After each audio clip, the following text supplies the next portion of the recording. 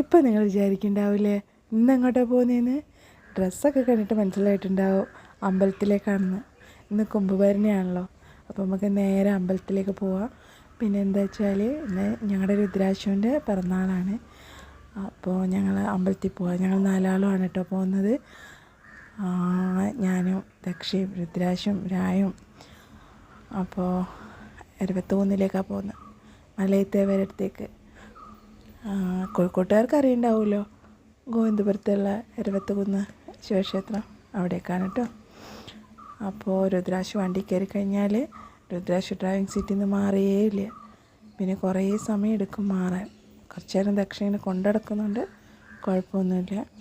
ഞങ്ങൾ നേരെ അമ്പലത്തിലേക്കൊക്കെ പോയിട്ട് അവിടുത്തെ തൊഴുതു. ശിവരാത്രീൻ്റെ ഒരുക്കങ്ങളൊക്കെ മാറിയിട്ടില്ല കേട്ടോ. അമ്പലത്തിൽ ശിവരാത്രിയുടെ എന്നുള്ള അലങ്കാരമാണ്, അപ്പോൾ അതൊന്നും ഇപ്പോഴും അങ്ങനെ മാറിയിട്ടില്ല. കുരുത്തോലയൊക്കെ ഉണങ്ങി പോയിട്ടുണ്ട്. അപ്പോൾ ഇന്ന് മോൻ്റെ പിറന്നാളൂടെ ആണല്ലോ, അതാണ് ഞങ്ങളെന്ത് നേരത്തെ വരാൻ വിചാരിച്ചത്.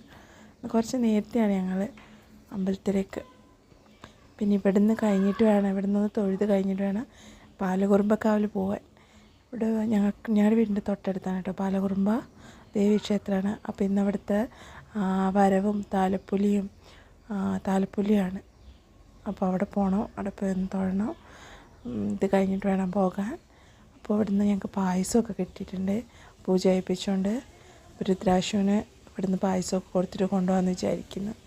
ഞങ്ങൾ കാര്യമായിട്ട് ബർത്ത്ഡേ മീൻസ് പിറന്നാൾ അങ്ങനെ ആഘോഷിക്കുന്നൊന്നുമല്ല കേട്ടോ, ഇത് തന്നെയുള്ളൂ. പിന്നെ ഞങ്ങൾ നേരെ പാലോർമ്പക്കാവിലാണെങ്കിൽ ഭയങ്കര തിരക്കായിരുന്നു. കൊടി കൊടുക്കുന്നവരൊരു സൈഡിൽ, തൊഴാനൊരു സൈഡിൽ. പക്ഷേ ഞങ്ങൾക്ക് നന്നായിട്ട്